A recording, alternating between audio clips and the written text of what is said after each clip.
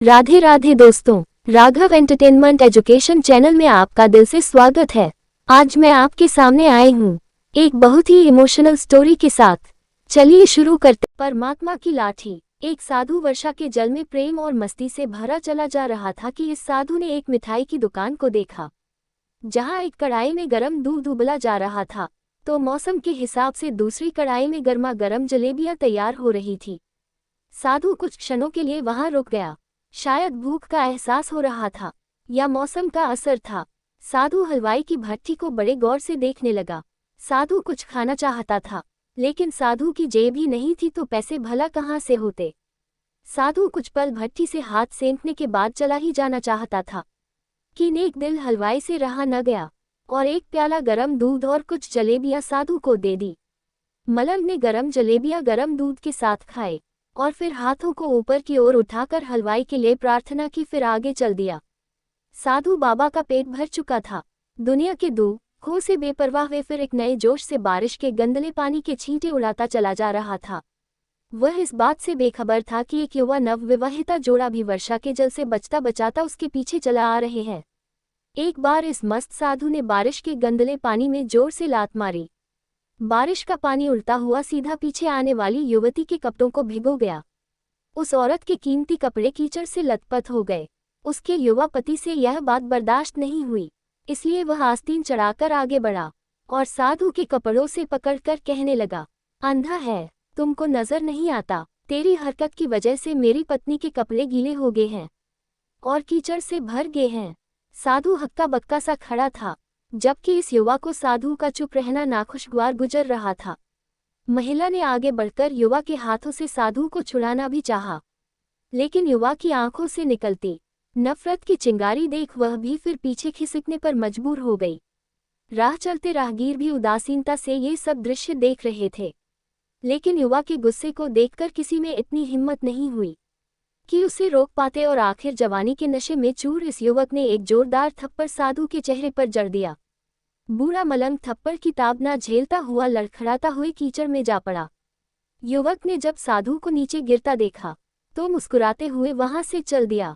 बूढ़े साधु ने आकाश की ओर देखा और उसके होठों से निकला, वाह मेरे भगवान, कभी गरम दूध जलेबियां और कभी गरम थप्पड़, लेकिन जो तू चाहे मुझे भी वही पसंद है। ये कहता हुआ वह एक बार फिर अपने रास्ते पर चल दिया। दूसरी ओर वह युवा जोड़ा अपनी मस्ती को समर्पित अपनी मंजिल की ओर अग्रसर हो गया। थोड़ी ही दूर चलने के बाद वे एक मकान के सामने पहुंचकर रुक गए। वह अपने घर पहुंच गए थे। वो युवा अपनी जेब से चाबी निकाल कर अपनी पत्नी से हंसी मजाक करते हुए ऊपर घर की सीढ़ियों तय कर रहा था। बारिश के कारण सीढ़ियों पर फिसलन हो गई थी। अचानक युवा का पैर फिसल गया और वह सीढ़ियों से नीचे गिरने लगा।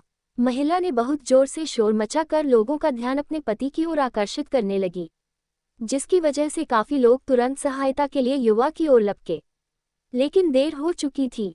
युवक का सिर फट गया था और कुछ ही देर में ज्यादा खून बह जाने के कारण इस नौजवान युवक की मौत हो चुकी थी। कुछ लोगों ने दूर से आते साधु बाबा को देखा तो आपस में कानाफूसी होने लगी कि निश्चित रूप से इस साधु बाबा ने थप्पड़ खाकर युवा को श्राप दिया है, अन्यथा ऐसे नौजवान युवक का केवल सीढ़ियों से गिरकर मर जाना बड़े अचंभे की बात लगती है। कुछ मनचले युवकों ने यह बात सुनकर साधु बाबा को घेर लिया। एक युवा कहने लगा कि आप कैसे भगवान के भक्त हैं, जो केवल एक थप्पड़ के कारण युवा को श्राप दे बैठे। भगवान के भक्त में रोष व गुस्सा हरगिज नहीं होता। आप तो जरा सी असुविधा पर भी धैर्य न कर सके। साधु बाबा कहने लगा, भगवान की कसम, मैंने इस युवा को श्राप नहीं दिया। अगर आपने श्राप नहीं दिया तो ऐसा नौजवान युवा सीढ़ियों से गिरकर कैसे मर गया? तब साधु बाबा ने दर्शकों से एक अनोखा सवाल किया कि आप में से कोई इस सब घटना का चश्मदीद गवाह मौजूद है? एक युवक ने आगे बढ़कर कहा, हाँ, मैं इस सब घटना का चश्मदीद गवाह हूँ।